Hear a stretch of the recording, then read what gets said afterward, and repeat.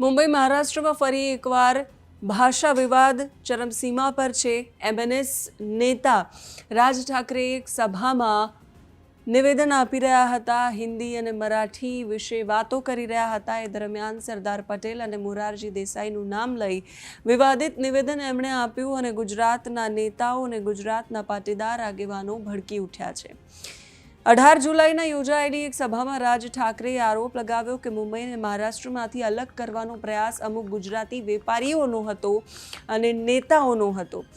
એ વાત કરતી વખતે એમણે સરદાર વલ્લભભાઈ પટેલનું અપમાન કરતા એવું કહ્યું કે મુંબઈ મહારાષ્ટ્રને ન મળે એ માટેનું પહેલું નિવેદન સરદાર પટેલે આપ્યું। અગાઉ સુધી જેને લોહ પુરુષ તરીકે આદર આપવામાં આવતો હતો એવા સરદાર પટેલને રાજ ઠાકરેએ નિશાન બનાવ્યા।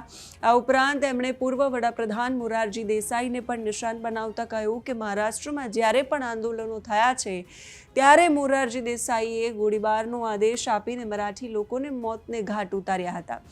રાજ ઠાકરેએ દાવો કર્યો કે ઘણા વર્ષોથી ગુજરાતીઓની નજર મુંબઈ પર છે। રાજ ઠાકરેના આ નિવેદનને કારણે ગુજરાતમાં હવે નેતાઓએ પ્રતિક્રિયા આપવાની શરૂ કરી છે, સામાજિક આગેવાનોએ પ્રતિક્રિયા આપવાની શરૂ કરી છે। અલ્પેશ કથિરિયા પાટીદાર આગેવાન એમણે પ્રતિક્રિયા આપી છે અને રાજ ઠાકરે માફી માંગે એવી એમણે માંગ કરી છે। એની સાથે કોંગ્રેસમાંથી મનીષ દોશી પ્રવક્તા, ભારતીય જનતા પાર્ટીના પણ પ્રવક્તાએ પ્રતિક્રિયા આપી છે, રાજ ઠાકરેના નિવેદનને વખોડ્યું છે। એની સાથે સાથે ઈસુદાન ગઢવીએ પણ આક્રમક શબ્દોમાં રાજ ઠાકરેના આ નિવેદનોને વખોડ્યા છે। શું કહ્યું છે આ તમામ નેતાઓએ અને શું માંગ કરી છે, સાંભળીએ। મનસેના વડા રાજ ઠાકરેજી જે સરદાર સાહેબનું ને મોરારજી દેસાઈનું જે અપમાન કર્યું છે, ખૂબ જ વાહિયાત વાતો કરી છે। આ ભાષા કે આ વિવાદને ક્યારેય સાંખી લેવામાં નહીં આવે। સમગ્ર ભારતને એક કરવામાં જેણે પોતાનું જીવન સમર્પિત કર્યું છે એવા સરદાર સાહેબને અપમાન કરવું એટલે કે રાષ્ટ્રનું અપમાન છે, આ ભૂમિનું અપમાન છે, આ ભારત માતાનું અપમાન છે। અપમાન ક્યારેય સાંખી ન લેવાય। એક ગુજરાતના નાગરિક તરીકે નહીં પણ ભારતના નાગરિક તરીકે મારી વિનંતી છે કે આ નિવેદન બદલ દિલગીરી થઈને તત્કાલ ધોરણે એની માફી માંગવી જોઈએ। આવા નિવેદનોના કારણે બે ભાષાના, બે પ્રાંતને, બે લોકોને સામસામે કરીને પોતાની રાજનીતિ ચમકાવી ન જોઈએ। જે પણ ભાષાનો મુદ્દો છે એ ભાષાના સ્થાને હોઈ શકે છે, પરંતુ એ મુદ્દાને છોડીને તમે જ્યારે ગુજરાતના વ્યક્તિને, સરદાર સાહેબને, મોરારજી દેસાઈને ટાર્ગેટ કરી રહ્યા છો, बिल्कुल साँखी लेवा नहीं आवे। जिस तरह से आज एक बयान देखा है राज ठाकरे का, वो गुजरातियों से नफरत करते करते लोखंडी पुरुष सरदार वल्लभभाई पटेल का भी अपमान कर दिया, मोरारजी देसाई का भी अपमान कर दिया। अब गुजरातियों से इतना नफरत करते हैं वो तो देखा।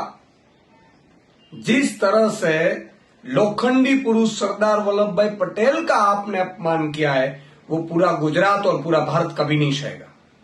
आप अपनी राजनीति चमकाते तो नहीं है, चमक नहीं पा रही आपकी राजनीति, इसलिए आप गुजरातियों और हमारे नेताओं और अब पूरे भारत के नेताओं का अपमान करोगे।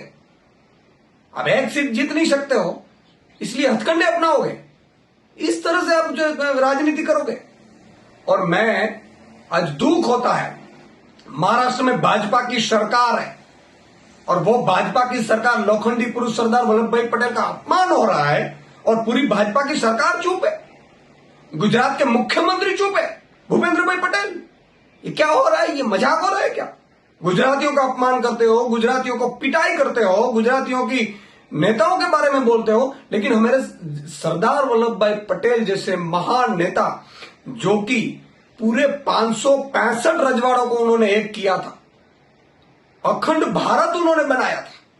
उतना ही नहीं, जब वो मृत्यु, उनका अवसान हुआ, उनकी डेथ हुई, तब 271 रुपये उनके अकाउंट में थे। ये सरदार वल्लभभाई पटेल, और आप अपनी राजनीति चमकाने के लिए उनको गालियां दोगे आप?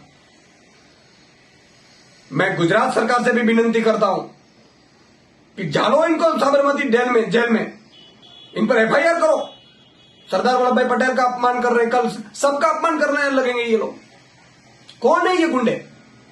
इस तरह से राजनीति चमकाने के लिए हमारे गुजरातियों को और पूरे भारत के महान नेताओं का अपमान शुरू कर दिया है। भूपेंद्र भाई पटेल से भी मैंने विनती है कि महाराष्ट्र में भी आपकी भाजपा की सरकार है, सीआर पाटिल जैसे भी विनती है कि महाराष्ट्र में आपकी सरकार है, इन पर राज ठाकरे और पूरी उनकी टीम पर एफआईआर हो और यहाँ गुजरात में भी एफआईआर हो, उनको साबरमती जेल में डालो। મહારાષ્ટ્રની અંદર રાજકીય જમીન શોધવા માટે સતત ગમે તેવા નિવેદન કરનાર મનસેના નેતાઓ પોતાનું વ્યક્તિત્વ મોટું કરવા માટે સરદાર સાહેબનું અપમાન કરે છે. ગુજરાતીઓની વાત કરનારા લોકોએ સમજવું જોઈએ કે ગુજરાતી તો જ્યાં જાય ત્યાં વસુધમ કુટુંબકમની ભાવના સાથે જીવનારું છે. જે પ્રાંતમાં જાય એની આર્થિક તાકાત વધારે, વિશ્વમાં કોઈ પણ ખૂણે જાય તે દેશની વિકાસમાં એમનો ફાળો આપે. ત્યારે માત્ર ને માત્ર ગુજરાતી પ્રત્યે વૈમનસ્ય રાખવું એ કોઈ પણ સંજોગોમાં વ્યાજબી નથી. જે રીતે એમને વાત કરી કે સરદાર સાહેબ, હું ગર્વ સાથે કહું છું કોંગ્રેસના કાર્યકર્તા તરીકે, જે સરદાર સાહેબે 25 વર્ષ ગુજરાત કોંગ્રેસને નેતૃત્વ આપ્યું. આ એ સરદાર સાહેબ છે કે જેમને આઝાદી જંગની અંદર ખેડૂતોના સત્યાગ્રહ કરીને જે સુવર્ણ અક્ષરે લખાયેલું છે એ સરદાર સાહેબ છે. સરદાર સાહેબે આઝાદી પછી રજવાડાઓને એક કરીને અખંડ ભારતનું નિર્માણ કર્યું એ સરદાર સાહેબ.